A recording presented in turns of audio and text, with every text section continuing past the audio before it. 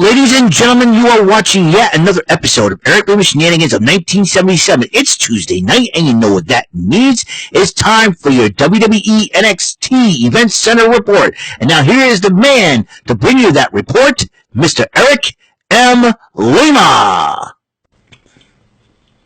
Thank you very much, Mr. Announcer, sir. Well, hello there, everyone. Welcome to yet another episode of Eric Lima Shenanigans of 1977. Boy, oh boy. NXT, the way NXT just ended, you're never going to guess what just happened. And you know what? And I'm going to lay everything down here because this is totally nuts so crazy. Let me tell you. As you know, NXT Battleground Las Vegas is going to happen. But here's the fun part.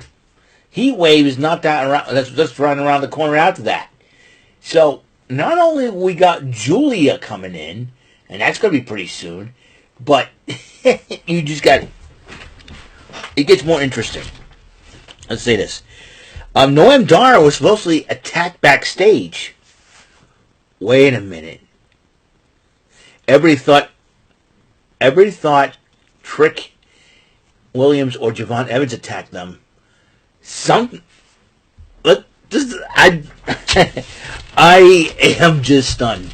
Kiana James did talk to Izzy Dame. He says, listen, I'm going to do things on Raw. We're going to take over Raw. You take over NXT. We got this. I'm really proud of you.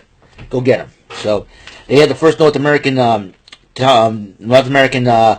Championship qualifier matchup. As you know, the winner of the matches, 6 winners, will go compete in a ladder match to crown the first ever inaugural NXT North American Women's North American Champion. So Ruka versus Izzy Dame. Heck of a matchup between these two athletic ladies, but in the end, So Ruka with the Soul Snatcher wins the matchup. Ava, not very happy at the D'Angelo family's methods, has decided, has confronted them to, hey, where's Miles Bourne and Damien Kemp? And it's like, they don't know, So, anyways, they did solve the no quarter catch clause situation, where there is none. And so he goes, I'm not going to take the match away from you. I'm finding you $20,000. And Adriana Rezzo paid her up front. There you go. There's your 20, and there's some more. You might need it. Spruce up the place a little bit.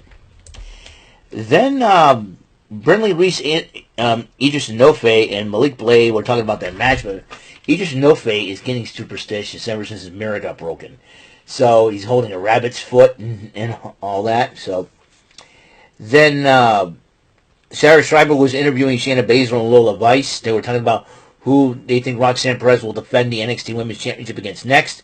And all of a sudden, the Canadian connection of Carmen Petrovich and Natalia blindsided both ladies, and they were brawling like crazy. Everybody wants to be in a fight.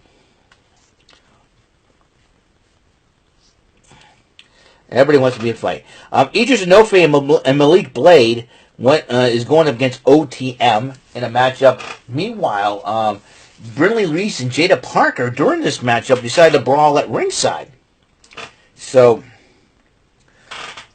decided to brawl at ringside, and they're going to face each other next week in a North American Women's Championship qualifying match. As will, we just found this out, as will former friends Fallon Henley and Thea Hale. They're going to go at it one-on-one next week. Meanwhile, this matchup, Idris Nofe's boot came off, and he was trying to put it back together. OTM took advantage of that situation, ended up winning the matchup. Remember, this is OTM's first match without scripts. He's been released by the WWE. Meanwhile, Rich Holland was talking to, that metaphor was with Dar in the trainer's room. They were asking, well, what do you think about this? Do you think Trick actually did it? No, I can't think about that. I'd have a match against Ivy Nile.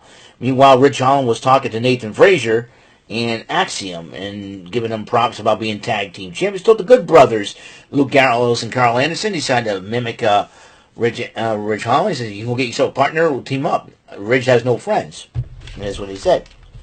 Meanwhile, the Women's North American Title Qualifier 2 is happening. Ivy Nile versus Lash Legend. And During the matchup, Jakara Jackson gets involved, costing Ivy Nile the matchup. Lash Legend is woman number 2 that has qualified for the ladder match to crown the first ever NXT Women's North American Champion. Then you got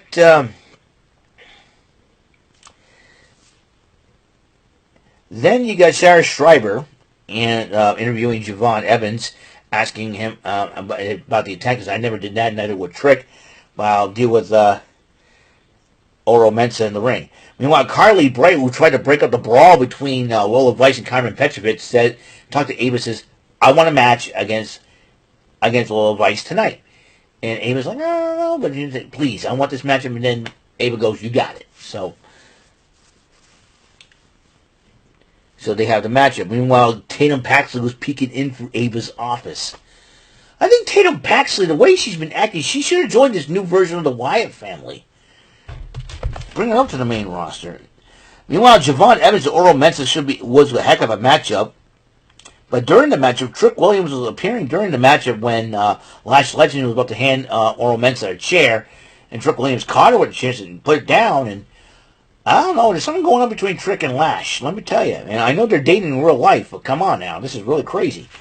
But it cost Mensah the matchup, the distraction, and Javon Evans did pick up the victory, and Trick Williams did give him some props. Meanwhile, Kelly Kincaid interviewed Charlie Dempsey, and Charlie Dempsey is determined to beat Tony D'Angelo for the North American Championship matchup. Wesley addresses the Orlando crowd about his career and about his comeback after 6 months with a back injury.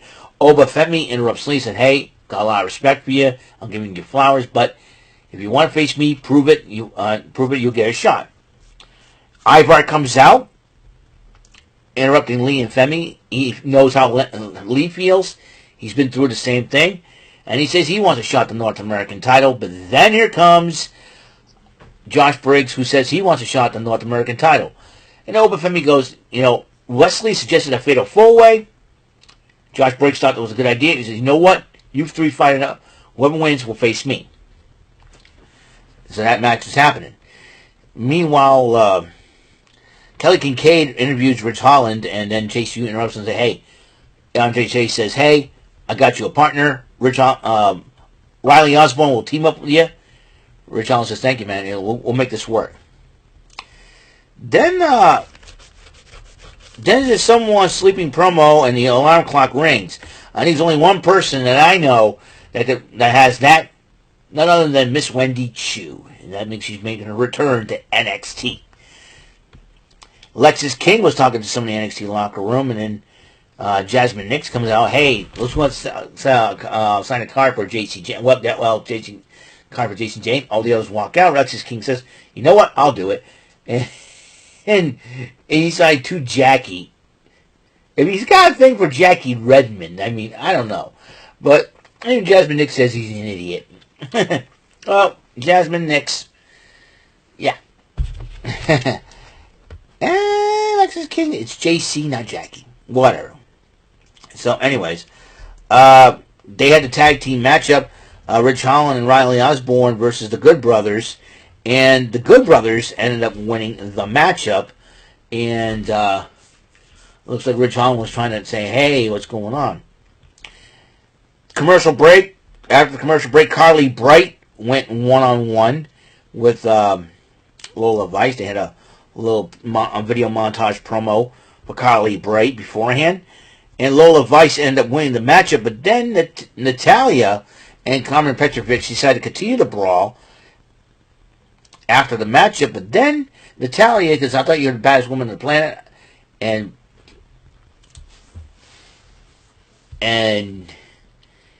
then Petrovic said to Lola Vice, I thought you were the most dangerous woman on the planet. How about this, a tag match next week? So that match, bring it all you got.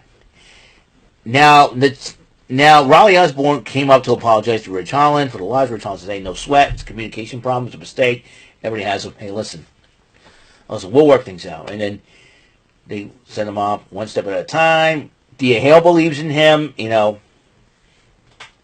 I think the last time they had somebody outside of Chase U believe in somebody, that person betrayed him. In this case, JC Jane, but Thea Hale made her pay for that.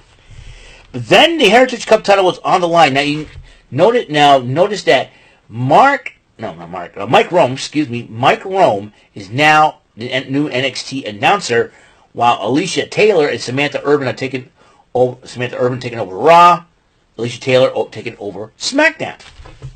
And as you know how this works, matches 2 out of 3 falls, 3 minutes per round. There's 6 rounds, 3 minutes per round.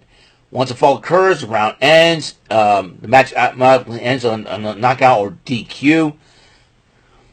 So,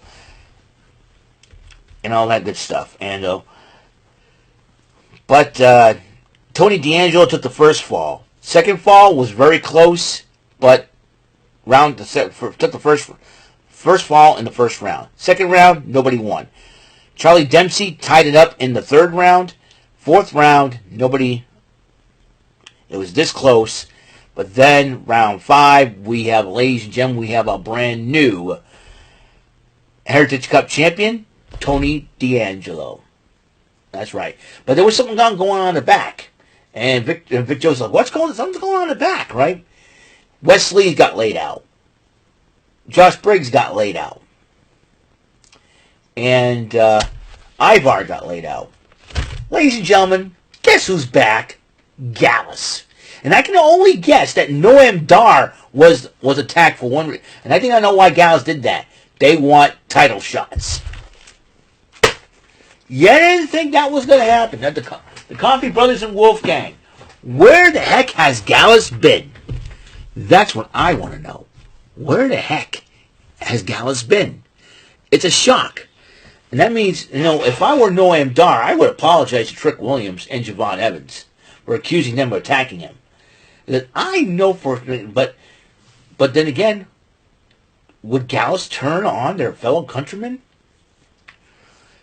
And you know what? I think Gallus has picked up a cue from Drew McIntyre. So Gallus is back. This is going to get more interesting. Now, like I said, we got Julia on the way from Japan after using her, working the dates with Marigold. But now, Gallus. This is going to get crazy. All right, before I end this video, I almost had a legit gripe against Nintendo. I thought they said, they finally come out with Super Mario Land for the Game Boy, Nintendo Switch Online service for the Game Boy portion of it, Alleyway and Baseball also on the Game Boy version. And I didn't see it. I'm like, hey, why was I about to get angry about this? But then I realized my bonus head itself I tried to update the system, but then I had to update the software manually, so to speak. So, and that's exactly what I did, and it worked. So, my apologies, Nintendo.